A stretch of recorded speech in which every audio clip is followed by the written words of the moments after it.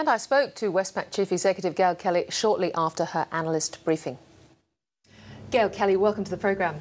Thanks very much, Tikki. Really good to be here. Now, you're leaving us all guessing on just how much of this 50 basis points you'll be passing on. But what did hit me was your comment then that whatever you do pass through and goes to the customer, you feel that quite a lot of that will be used in repayments. So I guess the question is, how much of a confidence booster will it really be? Well, look, I think it'll still be a confidence booster. Just the fact of such a big rate reduction, it was a little bit of a surprise too. Having said that, I do think that a lot of people will say, fabulous, I can use this opportunity to pay down debt a little more and to save a little more. We are still very much in a cautionary environment where people have looked at the levels of debt that they've been carrying and saying, don't feel so comfortable with that, would just rather lighten the load, don't think house prices are going up to the extent to which they were before, not so sure about my longer run superannuation, and I'd just like to have a little less debt.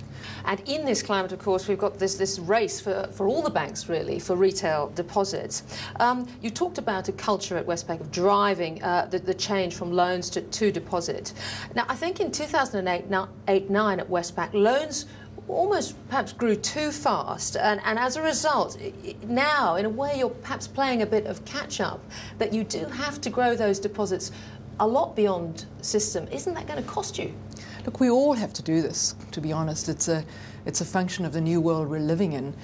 One of the consequences of the last 3 or 4 years is the fact that money costs a lot more. Competitively, is it going to cost you more to get there? No, we're pretty much in the same position as others, to be honest, but all of us within Australia need to be increasing the percentage of deposits from our own customers. Definitely a key phenomenon here. Now, I think your net interest margins are now heading towards 2%. Your strategic response to this has been primarily cost-cutting. Now, when I spoke to Ian Narev about all of this, he sees layoff of staff as relatively short-termism and as really not hanging on to staff for when the cycle rebounds. You obviously differ. Well, look, firstly, let me say that there are a number of things that we're doing to make sure that we continue to improve the overall strength of our business and grow our returns. And a lot of that's about investing in higher growth areas, and our Bank of Melbourne's a great example. Productivity is key too. And as I mentioned earlier, we're into structural change here within Australia and structural change in our industry. And we think we need to adapt our business model for that structural change, for that much lower growth environment. You know, the old story, before the global financial crisis, when credit growth was so strong, there was a level of what would be the word? A level of duplication that can emerge in an organisation. But now in this lower growth arena, we're actually saying we really want to streamline, simplify, standardise as much as we can. And we really want to change the business model so that we make it easier for customers, but actually also take out costs. You are the leading banker to institutions and to corporates. How do you think the budget is shaping up for business? Well, look, I think it's going to be a tough budget. I think we're all set for that. And in a way, if you think about a government as being a bit like a business, that's what they're doing. They're saying it's going to be tough. We want to make sure we're evidencing the discipline. We're getting our country back to surplus, and we're setting ourselves up on a path for a stronger future.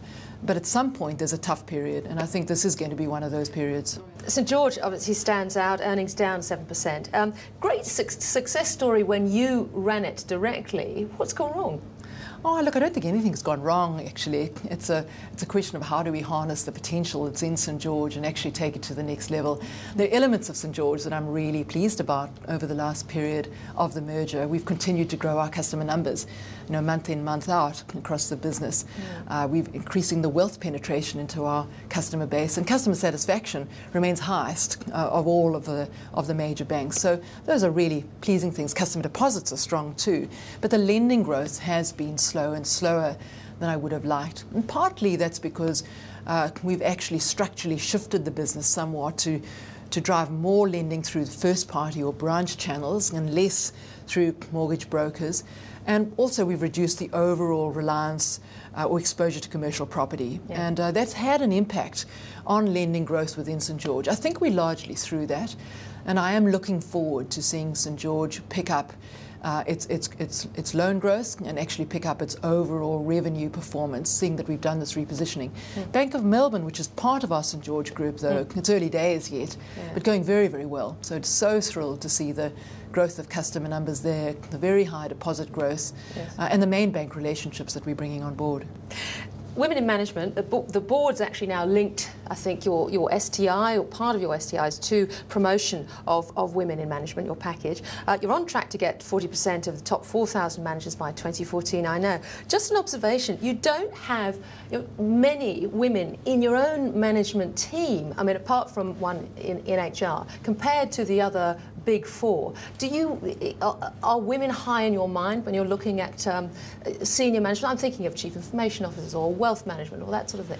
Always, absolutely always. And what I'd say is have a really good look at the next set of general managers that we have. We have a fabulous set of very, very competent and very strong and just outstanding women in that level. So it's a little bit about, watch this space. We've got outstanding talent at that level, but very high on my agenda. And I think we've made significant progress, actually, over the course of the last few years. And I'm just really proud of the organisation in that context.